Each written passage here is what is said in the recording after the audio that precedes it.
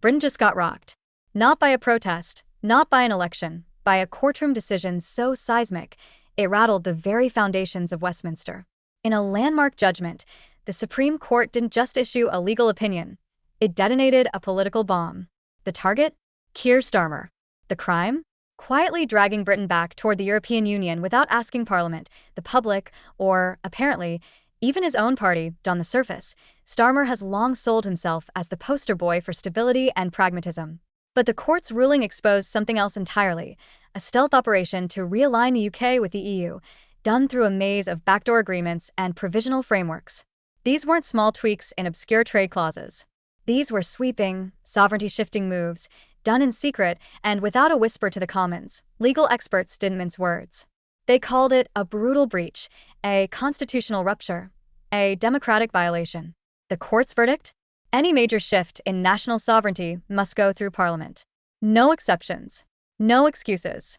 And certainly no secret memos from Downing Street to Brussels. The operation, now dubbed the Shadow Rejoin Plan, wasn't just theory, it was policy in motion. Fueled by a roadmap that was never meant to see daylight, Starmer's administration had reportedly been laying bricks for a quiet return to EU-aligned regulation. The plan emphasized non-legislative workarounds, PR silence, and carefully choreographed ambiguity. And then someone leaked it. The fallout was instant. Nigel Farage called it a watershed betrayal. Reform UK pounced, accusing Starmer of waging a stealth war against Brexit. Senior Conservatives piled on. One Tory MP fumed, "Starmer isn't a leader, he's a rogue solicitor with a god complex." And the harshest fire didn't come from across the aisle, it came from inside Labour itself. Shadow cabinet members were blindsided. Leaks revealed that many didn't know about the covert operations until they read about them in the press. Labour MPs representing Brexit stronghold constituencies were livid. One described the maneuver as political suicide, another as a betrayal of the people we swore to represent. Some even claimed they were deliberately kept in the dark. Labour's comms team scrambled, trying to spin the ruling as a legal clarification. That excuse didn't even make it through the afternoon. Legal commentators torched the defense. This wasn't a technical misunderstanding, they said. This was a systemic failure of leadership and law. Demands for an investigation exploded. MPs demanded Starmer's office release every scrap of correspondence with EU officials. Journalists went digging. When did these talks begin? Who authorized them? How far had they gone? What they uncovered wasn't some harmless dialogue. It was a fully developed, clandestine reintegration blueprint. The leaked documents were damning. Outlined in detail were proposals to restore EU-aligned environmental laws, digital standards, and trade policies, all under the camouflage of technical cooperation. But the catch? None of it would be debated in Parliament. None of it would be publicly acknowledged.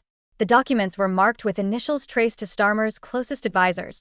By the time emergency meetings were convened at Labour HQ, the damage was terminal. Whispers of resignations from the front bench grew louder. Angela Rayner was reportedly furious, warning that the scandal could cost Labour the next general election.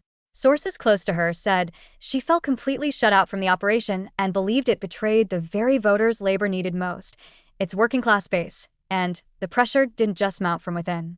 Reform UK launched a nationwide campaign framing Starmer as the man who tried to erase Brexit by stealth. The Conservatives seized the moment, reminding voters who delivered the referendum result in the first place. Meanwhile, constitutional scholars praised the court's ruling as a necessary line in the sand. No government, they said, should ever be allowed to trade away sovereignty without oversight. Whistleblowers from inside Labour began speaking anonymously. They described a culture of paranoia and secrecy, where staff were told to avoid written documentation, to use coded terms in internal chats, and to treat public consultation like a security threat. Labour's momentum screeched to a halt. Starmer's carefully crafted image, calm, cautious, in control, was reduced to rubble. Then came the flood of freedom of information requests.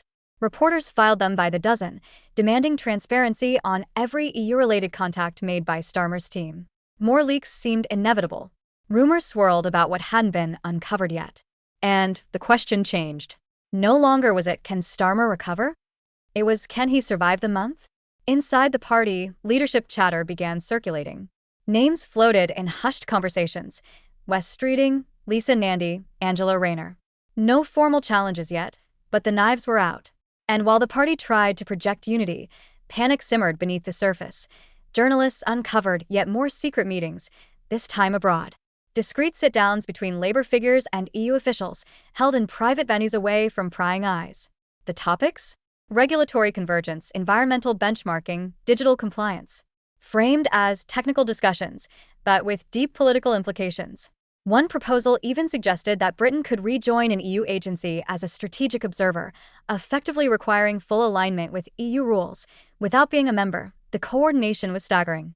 Advisors, civil servants, EU legal specialists, all apparently working together to craft a post-Brexit framework that Parliament never voted on and the public never heard about. Under siege, Starmer made a televised statement. He denied everything. He read from a script. He didn't take questions. The reaction? Cold, robotic, evasive. Even some within his own party rolled their eyes. AS Labour's poll numbers cratered. Reform UK surged. Farage was everywhere. TV studios, rallies, social media, hammering home the narrative that Brexit was under attack and Labour had been caught red-handed. Labour's HQ descended into damage control mode. Staff stayed late into the night deleting records, vetting email chains, and assessing who knew what and when. But every panicked move only deepened the public's distrust. The real headline now isn't the court ruling. It's the reckoning it unleashed. What started as a legal challenge has morphed into a full-blown political crisis, a test of character, credibility, and constitutional integrity. Starmer's reputation as a level-headed legalist is now a punchline. His once-admired caution looks more like calculated deception. Whether he survives politically may depend on what else leaks and how fast. But one thing is certain. The illusion of quiet competence has been shattered. The court stopped the scheme, but it also lit a match under the powder keg that is British politics in 2025. That's the reality today. No spin. No smoke. Just facts. If this update gave you clarity, drop a like, sound off in the comments, and don't forget to subscribe to Crown and Country. Because in a time of political fog, we bring the thunder.